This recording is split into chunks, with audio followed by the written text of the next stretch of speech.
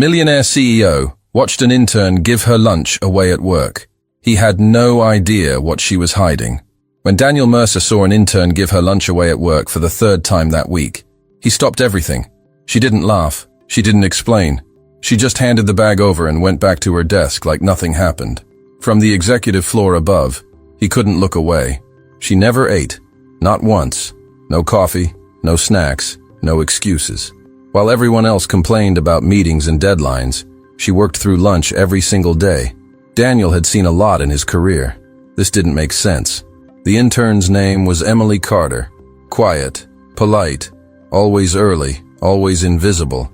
She wasn't doing this for attention. She was doing it like it hurt. Like skipping meals was easier than saying the truth out loud. Daniel told himself to ignore it. He had companies to run and decisions that affected thousands of people. But the image followed him into meetings, into emails, into silence.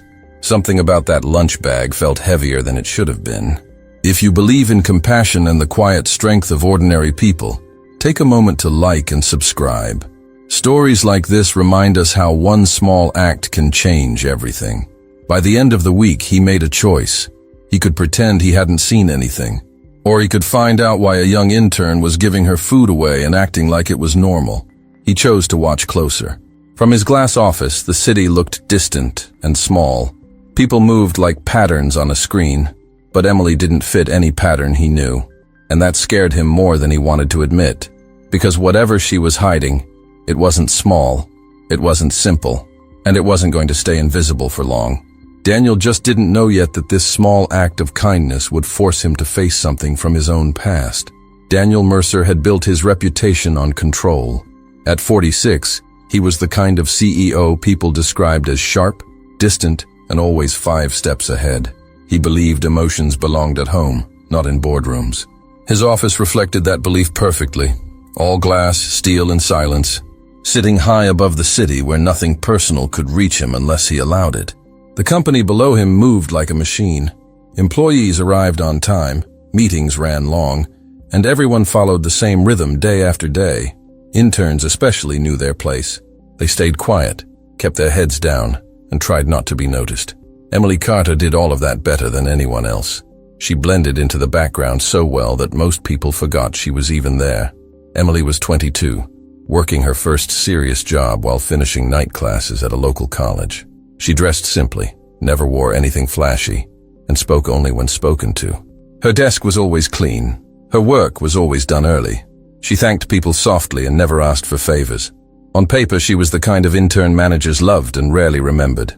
But Daniel remembered her now, not because of her performance reviews or her resume, but because of what she didn't do. She didn't eat. She didn't complain. She didn't join conversations in the break room. Day after day, while others unwrapped food and scrolled through their phones, Emily stayed seated, typing quietly, as if lunch simply didn't exist for her. At first, Daniel tried to rationalize it. Maybe she ate before work. Maybe she was on some strict diet. Maybe she just wasn't hungry. But explanations fell apart the more he watched. The paper bag always appeared. The exchange always happened. And Emily always walked away with nothing in her hands. What unsettled him most was how intentional it felt. Emily wasn't being careless or distracted. She chose to give that lunch away every time, even when no one was watching closely. It wasn't impulsive. It was practiced. That kind of consistency usually came from necessity, not generosity alone. Daniel began noticing details he had ignored before. The way Emily's hands shook slightly late in the afternoon. The way she lingered near the water fountain, drinking slowly, as if trying to fill an empty space. The way she smiled politely whenever someone mentioned food, then changed the subject without effort. Something about the situation created an unease Daniel wasn't used to feeling. He was accustomed to solving problems quickly, decisively. This one didn't come with numbers or reports. It came with silence. And silence, he was realizing, could hide far more than noise ever did. As the days passed, the question stopped being whether something was wrong. The real question became how long Emily had been carrying it alone, and why she was so determined to make sure no one noticed. That question stayed open, quietly pulling Daniel deeper into a story he hadn't planned to be part of. The moment that pushed everything forward didn't come with drama or raised voices. It came quietly, almost politely, the way life-changing moments often do. On a Thursday afternoon, Daniel approved a small internal memo that required all interns to attend a mandatory lunch briefing the following day. It was routine, nothing more than a corporate update, but it would force Emily into a situation she had been avoiding for weeks. Friday arrived with the usual rhythm, meetings stacked on top of meetings, phones ringing, keyboards clicking. At exactly noon, interns began moving toward the break room, some joking, others checking their phones. Daniel watched from above as the group gathered around the long table, food trays laid out neatly. Everyone showed up, everyone except Emily. Instead of heading toward the lunch, Emily stood near her desk, holding the familiar paper bag. Daniel felt a strange tightening in his chest as he watched her hesitate. She glanced at the break room once, then turned away and walked down the hall. A few seconds later, she handed the bag to a maintenance worker who looked genuinely surprised. Emily said something quietly, nodded once, and returned to her desk. That was the moment Daniel knew he could no longer pretend this was none of his business. This wasn't skipping lunch. This wasn't a habit. This was a choice she was making even when food was freely available to her, even when no one would have judged her for taking it, even when it made no sense to anyone watching. The maintenance worker walked away holding the bag carefully, almost respectfully, as if it meant more than just a meal. Emily sat down and opened a spreadsheet, her posture straight, her expression neutral. If anyone else noticed what had just happened, they didn't show it. The office moved on. Daniel didn't.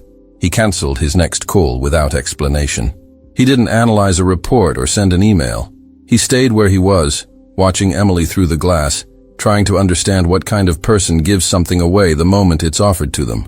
The kind of person who doesn't hesitate. The kind who seems prepared to go without. Daniel's instinct was to step in immediately, to call her to his office and demand an explanation. But something stopped him. He realized that forcing answers would only shut her down. Whatever Emily was dealing with, it was something she had chosen to keep hidden for a reason. If he wanted the truth, he would have to earn it. That afternoon, Daniel made a different decision. Instead of confronting her, he asked human resources for basic background information. Nothing invasive, nothing personal. He told himself it was professional curiosity. In reality, it was concern he didn't yet know how to name. And as he waited for that information, one thought kept returning to him. People don't give away what they need, unless losing it feels less painful than keeping it. Emily had learned long before this job how to disappear in plain sight.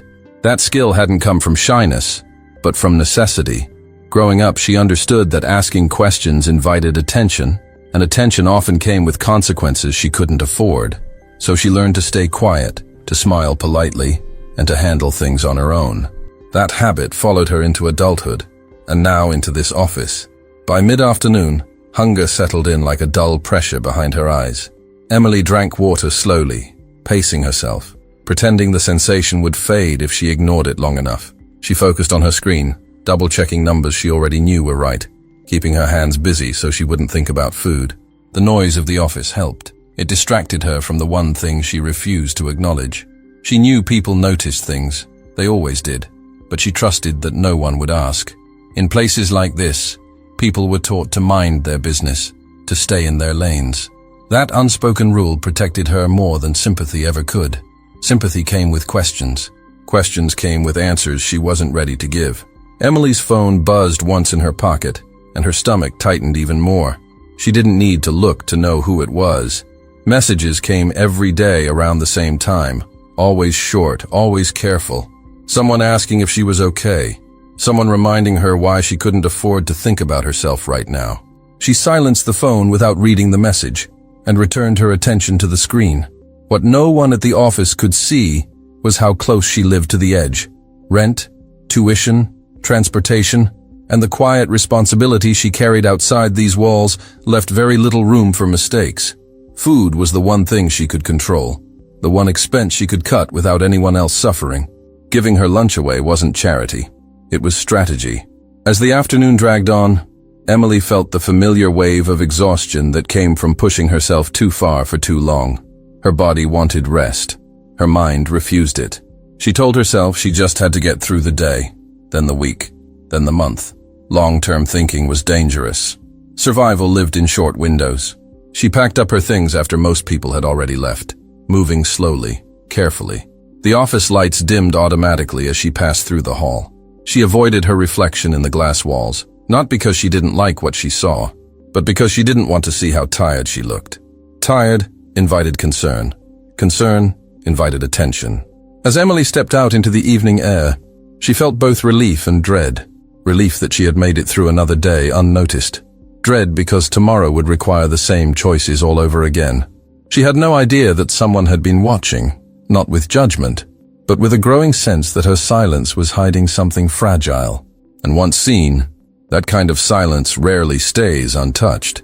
Daniel didn't confront Emily right away. Instead, he changed the environment around her to see what would happen. Over the next week, he approved a quiet adjustment to the office routine that allowed interns flexible lunch hours and access to catered meals left over from executive meetings. It was framed as efficiency, nothing more. The kind of decision no one questioned. Daniel watched carefully to see if Emily would finally eat. She didn't. Even with food freely available, even with no eyes on her, Emily kept the same routine. She accepted the catered tray once, then carried it down the hall and handed it to a security guard working a double shift. Another day, she passed her portion to a delivery driver waiting in the lobby. Each time the exchange was quick and deliberate, as if she had rehearsed it. Daniel felt a quiet certainty settle in. This wasn't about access, it was about purpose. At the end of the week, Daniel asked his assistant to schedule a short check-in with Emily. No accusation, no urgency, just a conversation. When Emily stepped into his office, she looked composed but guarded, the way people do when they expect judgment. Daniel noticed how carefully she chose where to sit, how she kept her hands folded, how her eyes flicked briefly toward the glass walls before meeting his. He asked simple questions at first, how she was adjusting, whether her classes were going well. Emily answered politely, efficiently, without offering anything extra. When Daniel finally asked about lunch, her shoulders stiffened almost imperceptibly. She smiled, said she was fine, said she preferred to work through it. The words were smooth. The truth was not. Daniel didn't push. Instead, he told her he had noticed her generosity. He said it plainly, without praise or judgment. The room grew quiet. Emily's smile faded, replaced by something closer to fear than embarrassment. For a moment, it looked like she might stand up and leave. Then she took a slow breath and admitted one small piece of the truth. She said there were people who needed it more than she did. Daniel thought he understood. He assumed hardship, maybe a tight budget, maybe a sense of responsibility she had learned young. He offered support, careful not to sound like charity. Emily listened, nodded, and thanked him. But when she left the office, Daniel knew the conversation hadn't reached the center of things. He had been given a surface answer, not the reason beneath it. That night, Daniel couldn't sleep. The image of Emily's expression stayed with him, especially the way her guard dropped for just a second before snapping back into place. People didn't protect small truths like that. They protected something heavier, something that could fall apart if handled the wrong way. The following week, Daniel decided to learn more without involving her directly. He asked facilities about after-hours access logs and noticed a pattern. Emily often left late, but instead of heading straight home, she walked a few blocks east before disappearing from the building's cameras. It wasn't on her route. It wasn't convenient. It was intentional. That realization shifted everything. Emily wasn't just giving food away at work. She was part of something outside it. Something she had built her days around. And whatever it was, it mattered enough to her that she was willing to go hungry, stay invisible, and carry it alone. Daniel understood then that the story he was stepping into was much larger than an intern skipping lunch. And once he saw that, there was no way back to not seeing it. Daniel didn't act like a CEO chasing a problem. He acted like a man choosing to stay present. Instead of calling lawyers, auditors, or PR teams, he cleared time in his schedule and walked out of the building at the same hour Emily usually left. He didn't announce himself. He didn't follow closely. He simply let the distance shrink naturally, trusting that patience would reveal more than pressure ever could. A few blocks away, Emily stopped in front of an aging brick building squeezed between closed storefronts. The lights inside were warm but uneven, like they'd been added one at a time over the years. Daniel watched as she unlocked the door with a key she carried separately from the rest. That detail mattered to him. Separate keys meant separate lives. Emily stepped inside without hesitation, as if the place recognized her. Daniel waited before approaching. He heard voices through the door, soft but layered, the sound of people sharing space without urgency. When Emily reappeared moments later carrying empty containers, Daniel finally stepped forward and introduced himself. His presence startled her, but not in the way he expected. There was fear, yes, but also relief, like a secret that had grown too heavy to carry alone. Inside, Daniel saw what Emily had been protecting. The building wasn't a business or a charity in any official sense. It was a patchwork of donated furniture, folding tables, and handwritten notes taped to the walls. Elderly people sat together quietly. A man with paint on his hands rested near a heater. A woman organized shelves stocked with small, carefully rationed supplies. Emily moved among them with ease, not as a visitor, but as someone who belonged. Emily didn't explain right away. She showed him instead. She poured water, checked on medications, listened to stories that had nowhere else to land. The people there didn't look at Daniel. They looked at Emily. That told him everything he needed to know about who mattered in that room. This wasn't a project. It was a promise she had made and refused to break. When Emily finally spoke, her voice stayed calm, but her words carried weight. She explained that the center had once been run by someone else, someone who believed small help mattered, even when systems failed. When that person disappeared, the place didn't close. Emily stepped in quietly, using what little she had to keep the lights on and the doors open. She never asked for help, because help came with rules she couldn't guarantee she could follow. Daniel felt the pull of responsibility, but he resisted the urge to take over. He didn't offer money on the spot. He didn't promise solutions. Instead, he asked what she needed to keep going. Emily answered without hesitation. She said she needed consistency. She needed stability. She needed people to stop falling through the cracks, because no one wanted to see them. Over the next weeks, Daniel rearranged his priorities. He worked fewer hours at the office and more hours behind the scenes, creating partnerships that didn't carry his name. He found ways to support the center without turning it into a headline or a corporate initiative. Every decision was quiet, deliberate, and reversible if Emily ever asked him to step back. What surprised Daniel most wasn't the work itself, but the way it changed him. For the first time in years, he wasn't chasing growth or recognition. He was showing up for people who didn't care who he was. Emily watched him carefully, waiting for the moment he would grow tired or distracted. That moment didn't come. Instead, something steadier took its place, something built on presence rather than power. And that choice opened a door neither of them expected to walk through. The connection between Daniel and Emily didn't arrive with a dramatic confession or a sudden emotional outburst. It formed slowly, through repetition and shared silence. Week after week, Daniel kept showing up. Sometimes just to listen, sometimes to help move supplies, sometimes to sit quietly in the corner while Emily handled what mattered. Trust didn't rush in. It settled, carefully, the way it does when neither person is trying to control the outcome. Emily watched Daniel closely during those early weeks. She had learned to read people the way others read signs, looking for small tells that revealed intent. She noticed that he never checked his phone while inside the center. He never asked for recognition. He never tried to redirect conversations toward solutions that made him feel important. Instead, he asked questions and waited for answers, even when the answers were uncomfortable. One evening, after most people had left, Emily finally allowed herself to sit across from him. The room was quieter than usual, the lights dimmed to save electricity. She told him about the nights she spent worrying whether she would be able to keep the doors open another week. She admitted that sometimes the hardest part wasn't the lack of money, but the fear of being seen and judged for needing help herself. Daniel didn't interrupt. He didn't try to fix the feeling. He let it exist. That moment changed the nature of their connection. It wasn't about a CEO helping an intern anymore. It was about two adults sharing responsibility for something fragile. Daniel realized that Emily wasn't asking to be rescued. She was asking not to be left alone with a burden she never chose, but refused to abandon. That distinction mattered more than any title either of them carried. For Emily, letting Daniel see that side of her felt like stepping onto unstable ground. Vulnerability had always come at a cost in her life. But as she spoke, she noticed something unfamiliar. Daniel wasn't pulling away. He wasn't stepping back into authority.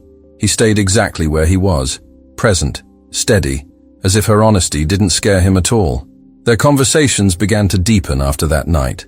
They talked about choices, about how easy it was to look away from quiet suffering, about the kind of responsibility that doesn't show up on balance sheets. Daniel shared parts of his own past, moments when he had chosen efficiency over people without fully understanding the consequences. He didn't frame them as regrets, just facts he was still learning to live with. As that sense of connection settled between them, Daniel began to notice how much of Emily's strength came from restraint rather than confidence. She wasn't driven by optimism or belief that things would work out. She was driven by commitment, by the simple refusal to walk away once she had stepped in. That realization shifted how Daniel saw her. She wasn't fragile. She was disciplined, grounded by a commitment that didn't depend on optimism or reassurance, only on the decision to stay once she had stepped in. Emily, in turn, began to observe Daniel outside the role she had assigned him in her mind. She noticed how carefully he chose his words, how often he asked before acting, how rarely he centered himself in decisions that affected others. This wasn't the detached executive she had imagined when she first learned who he was. This was someone learning, in real time, how to stay without controlling. Their conversations grew quieter, but deeper. Sometimes they talked about the center. Sometimes they talked about nothing specific at all. Silence stopped feeling awkward and started feeling shared. For Emily, that was new. Silence had always meant being alone with responsibility. Now it meant being understood without explanation. Daniel realized that this connection asked something of him that money never had. It asked patience. It asked humility. It asked the willingness to let outcomes unfold slowly instead of forcing resolution. And for the first time in years, he didn't resist that request. He accepted it, understanding that some bonds weren't built through action alone, but through the decision to remain present when there was nothing left to fix. What formed between them wasn't romance or obligation. It was a quiet commitment built on presence, the shared decision to remain engaged even when there was nothing left to fix, and when staying required more courage than leaving ever would. Emily felt lighter knowing someone else carried the weight with her, even if the world outside those walls remained unaware. That sense of connection didn't solve everything. The center was still fragile. Resources were still limited. Problems still arrived faster than answers. But something essential had shifted. Emily no longer felt invisible in her effort, and Daniel no longer felt distant from the impact of his choices. That bond, quiet and unspoken, became the foundation for everything that followed. And just as that foundation began to feel stable, forces from outside their small protected space began to press in, testing whether kindness alone could withstand the weight of reality. The pressure didn't come all at once. It arrived in layers, the way real life usually does. A notice from the city appeared on the center's door one morning, polite in tone but heavy in meaning, asking for updated permits and compliance documents Emily didn't have. The building had always existed in a gray area, tolerated more than approved. Now that tolerance was running out. Emily tried to keep her composure, but the weight of it showed. She spent nights reading regulations she barely understood, calculating costs she had no way to cover, wondering which rule would finally shut everything down. The people who relied on that space didn't know what was happening. They just knew the door still opened and the lights were still on. Emily felt responsible for protecting that illusion as long as she could.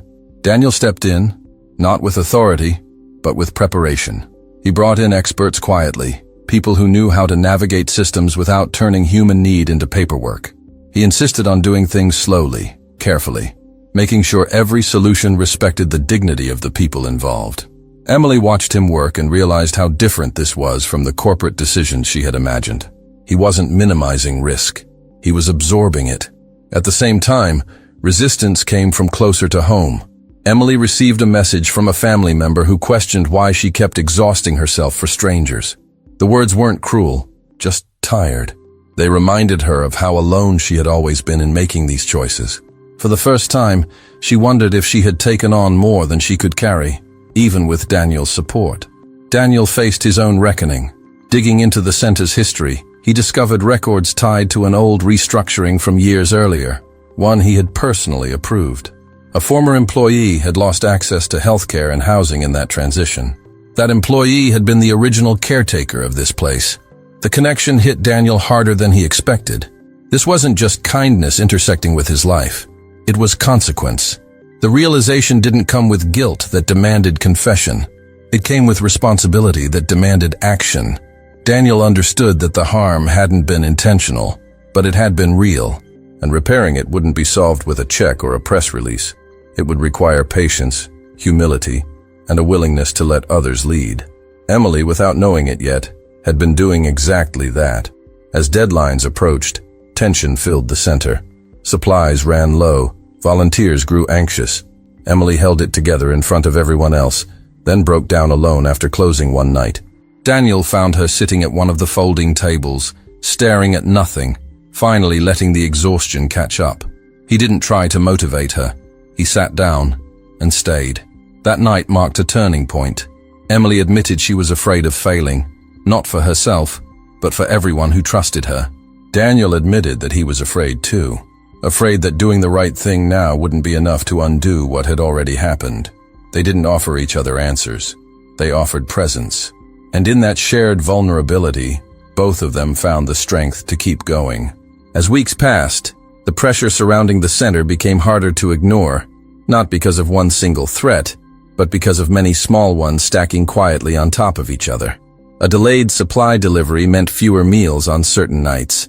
A volunteer stopped showing up after their own situation worsened.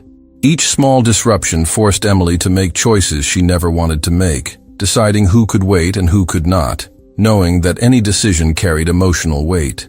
Emily began carrying the stress differently. It showed in the way she double-checked locks, in how she stayed later than necessary, in the way her voice softened even more when she spoke to people who were already fragile. Daniel noticed that she was absorbing everyone else's fear, so they wouldn't have to.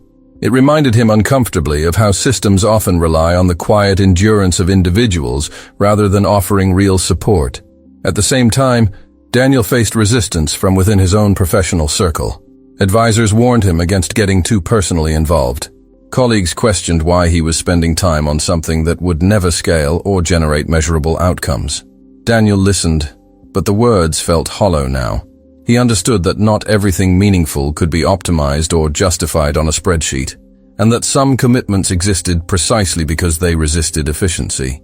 One evening, after a long day of setbacks, Emily admitted something she had never said out loud.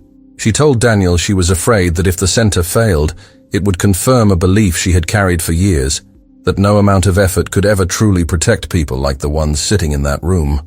Daniel didn't argue with her fear.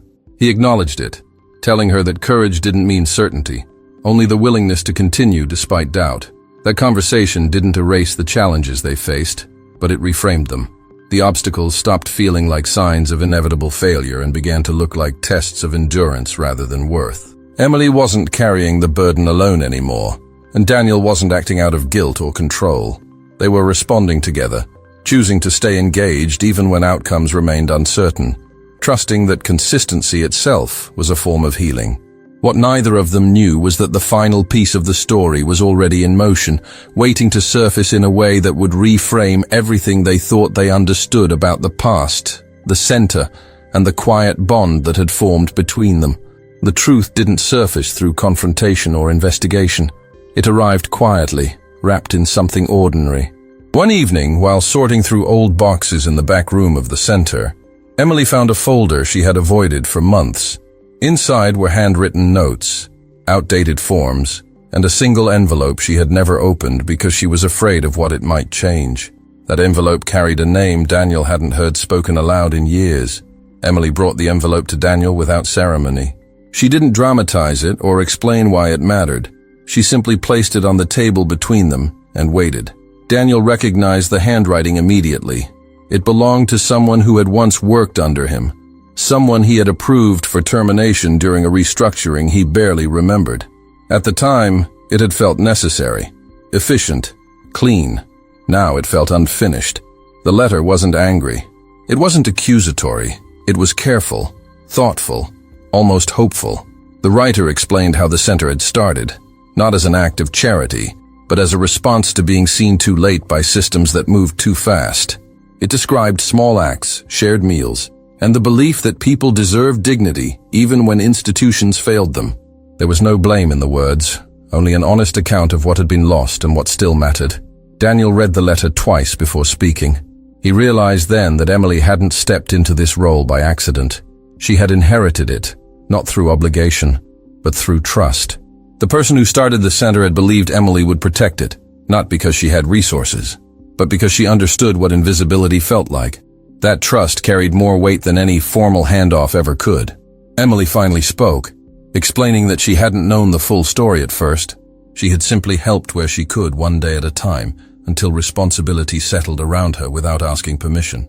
When she learned who had built the place and why, she chose to continue quietly, believing that fixing something broken didn't require pointing fingers. It required staying.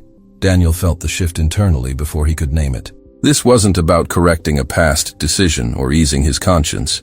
It was about recognizing how deeply connected his choices had always been to lives he never saw. The center wasn't a coincidence in his life. It was a consequence. One that had been softened by Emily's kindness rather than hardened by resentment. The realization reframed everything Daniel thought he understood about leadership. Impact didn't end when decisions were made. It echoed sometimes years later, in places far removed from boardrooms and quarterly reports. What Emily had been hiding wasn't just a secret. It was a bridge between past harm and present healing, built without anger or demand. Emily watched Daniel carefully as the weight of the letter settled in him. She expected defensiveness. She expected distance. Instead, she saw resolve shaped by humility. He didn't ask for forgiveness. He didn't explain himself. He acknowledged the truth and accepted what it asked of him. That response mattered more than any apology ever could. In that quiet room, with the letter still open on the table, both of them understood that the story had never been about a lunch bag or an intern giving food away. It was about unseen connections and the way kindness, practiced without expectation, could transform consequences into responsibility, and responsibility into something resembling grace. Nothing changed overnight, and that was intentional. The center didn't suddenly grow larger or louder. There were no announcements, no press, no polished language meant to impress anyone outside those walls. What changed instead was stability. The lights stayed on without uncertainty. Supplies arrived regularly. Small repairs were handled before they became emergencies. The space felt safer, not because it was transformed, but because it was protected. Daniel worked quietly, honoring the promise he never said out loud. He built structures that could support the center without absorbing it into something corporate or impersonal. Every decision passed through one filter only. Would this make life easier for the people who depended on this place without changing what it was meant to be? If the answer wasn't clear, he didn't move forward. Emily noticed the difference in herself before she noticed it in the building. She slept longer. She stopped calculating every dollar in her head. For the first time in years, she ate lunch without guilt or negotiation. Not because someone told her to, but because she finally felt allowed to take care of herself without abandoning anyone else. That permission changed the way she moved through the world. The people who came to the center felt it too, even if they couldn't name it. Conversations lasted longer. Laughter returned. The quiet fear that everything might disappear one day slowly loosened its grip. Emily watched those changes with a mix of relief and disbelief, understanding that kindness didn't always announce itself. Sometimes it simply stayed. Daniel didn't return to being the man he was before. His work continued.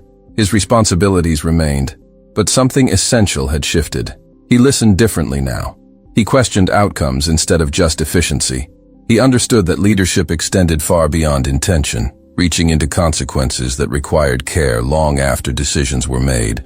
There were moments when Emily wondered what would happen next, whether the center would grow, whether she would eventually step back, whether this chapter of her life would one day close. Daniel never pushed those conversations. He respected the fact that healing didn't require certainty. It required time and consistency, and both were finally present. Months later, Emily noticed something that stopped her for a moment. She saw someone she once helped, now helping someone else, repeating the same quiet gestures she recognized instantly. No one guided it. No one announced it. Care was moving on its own, no longer dependent on her constant presence. There was no final moment marking an end. Just the understanding that something fragile had been protected long enough to stand. The center continued. Lives continued. And the small act that started it all kept moving forward. Not as a lesson, but as a way of being. Thanks for listening. If this story touched your heart, Subscribe and turn on notifications for more stories that remind us that goodness is still alive in the world. Tell us in the comments where you're watching from. See you in the next story.